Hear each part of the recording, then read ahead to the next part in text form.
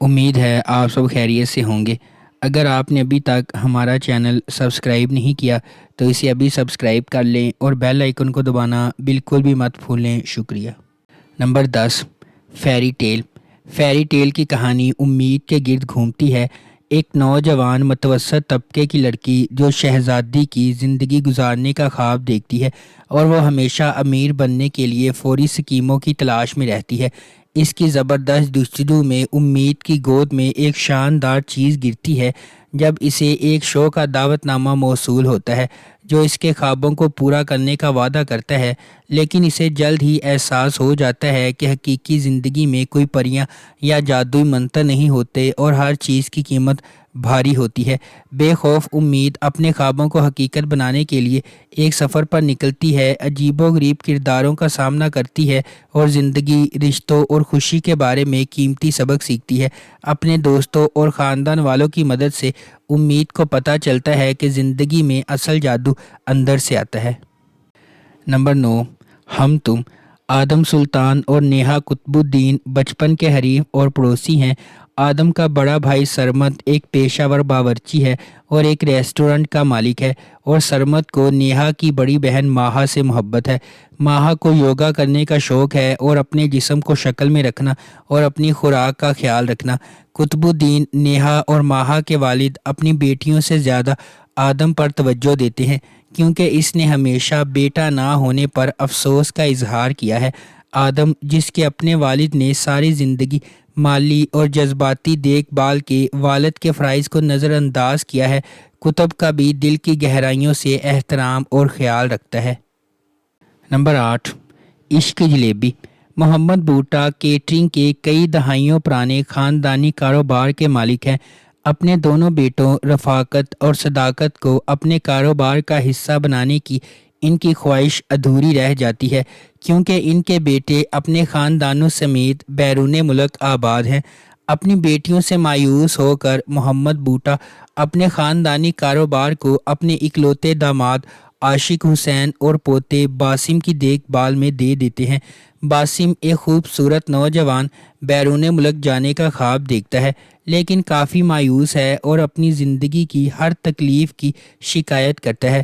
دوسری طرف بیلا ایک خوبصورت نوجوان لڑکی ہے جو اپنے والدین کے انتقال کے بعد اپنے دادا کے ساتھ رہ رہی ہے۔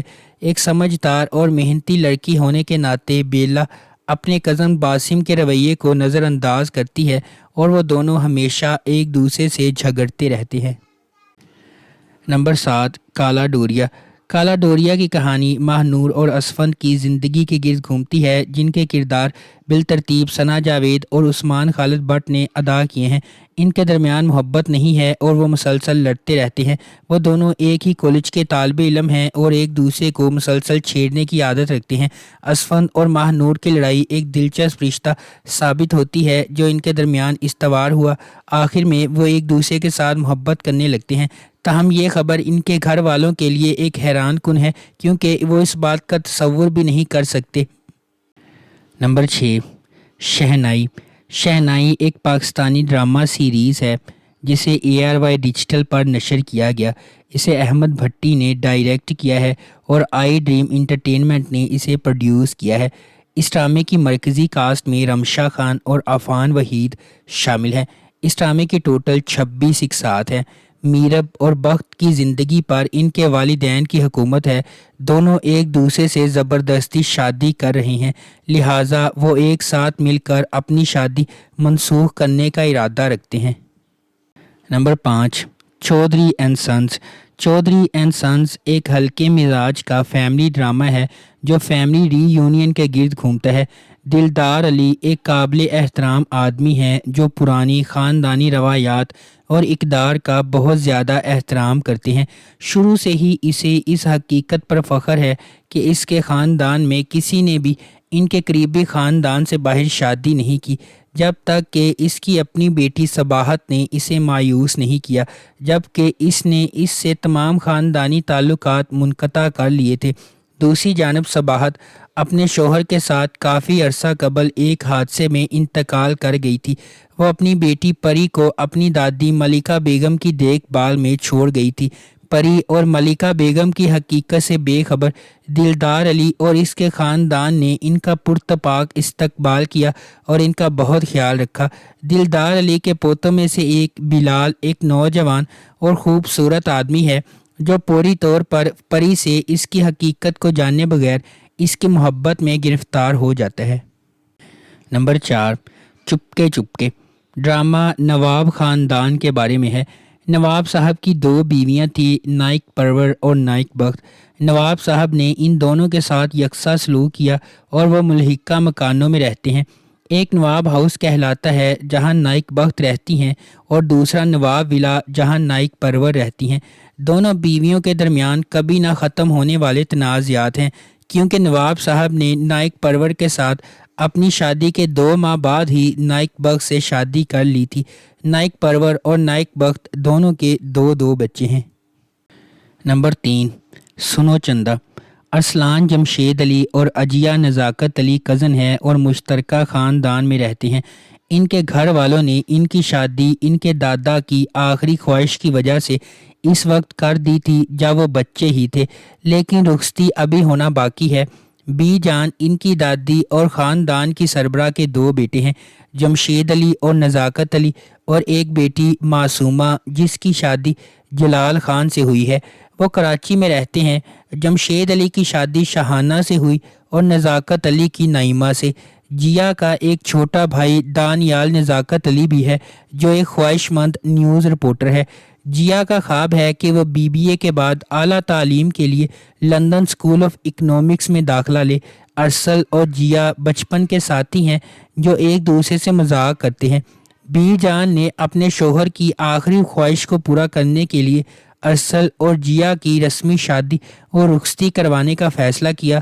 ارسل اور جیا شادی کے منصوبے کے خلاف ہیں اور شادی کو روکنے کے لیے معصومہ کی بیٹی کنزا کے ساتھ مل کر کام کر رہے ہیں۔ نمبر 2، تیرے آنے سے رانیہ ایک چھوٹے سے شہر کی ایک پڑھی لکھی نوجوان لڑکی ہے جو اپنی ذہانت پر فخر کرتی ہے اور اکثر دوسروں کو مشورہ دیتی ہے۔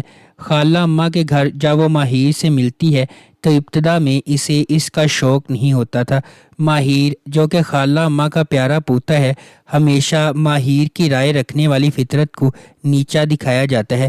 ماہر اور رانیہ کی ذہنیت میں فرق دونوں کے درمیان مایوسی اور نفرت کا باعث بنتا ہے۔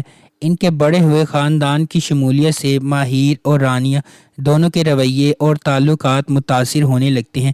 ماہر کو اپنے خاندان کے بارے میں کچھ سچائیوں کا سامنا کرنے پر مجبور کیا جاتا ہے، جس کی وجہ سے وہ اپنی اقدار اور عقائد کا اثر نو جائزہ لیتا ہے۔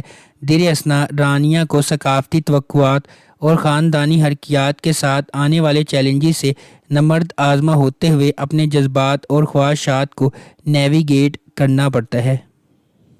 نمبر 1، رومیو ویئرز ہیر یہ ایک romantic comedy Pakistani drama series ہے جس میں فیروز خان ایک کامیاب اور امیر ڈاکٹروں کے بیٹے رومیو کا کردار ادا کر رہے ہیں اور ثنا جاوید بطور ہیر ایک جڑی بوٹیوں کی دوائیوں کی صحت کے ماہر کی بیٹی کا کردار ادا کر رہے ہیں۔